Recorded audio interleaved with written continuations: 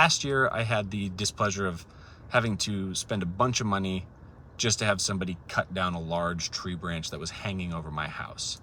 And it wasn't fun to have to do, but I love the story behind it. I called this guy. He shows up at like 6 p.m. one night. We talk about the tree. He points to where he thinks it's rotted out, and he says he can be back in a week to cut it down.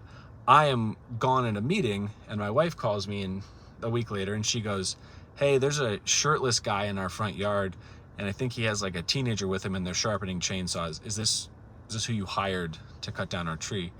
And I was like, "Yeah, that sounds about right." And I get home, and sure enough, I meet him, and he's sitting there in my front yard, as my wife said, no shirt on, but chainsaw tattooed across his entire chest. And so when I look at this guy, I go, this is the right guy. Like, is he doing everything the way I would expect it to be done? Maybe not.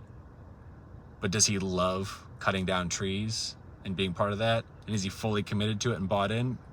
Yeah, he is. Let's say you own an HVAC business.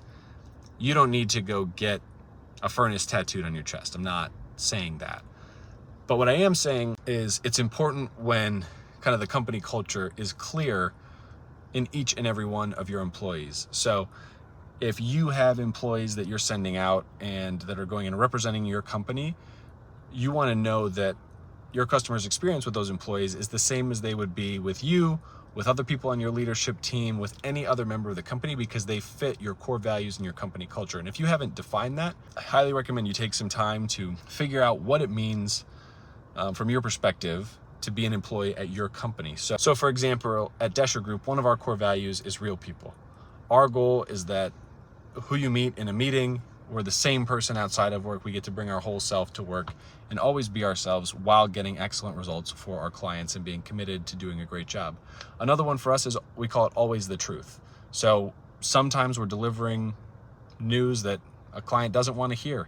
Maybe their business isn't worth as much as they thought it was. Maybe the cash position is not as quality. Maybe there's just not offers coming in on their business. Those are all things that we still have a responsibility to share with them. And so Craig, who runs Doescher Group, understands that if I go in a meeting, or Kevin or Matt on the team or Jordan go in a meeting, our clients are going to experience the same thing regardless of who's there, because we all align from a core values perspective.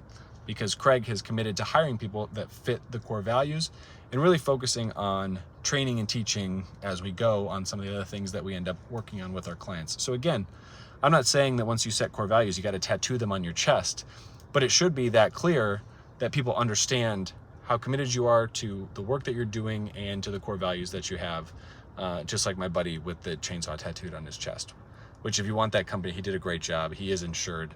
It was all above board. And it's a sweet tattoo.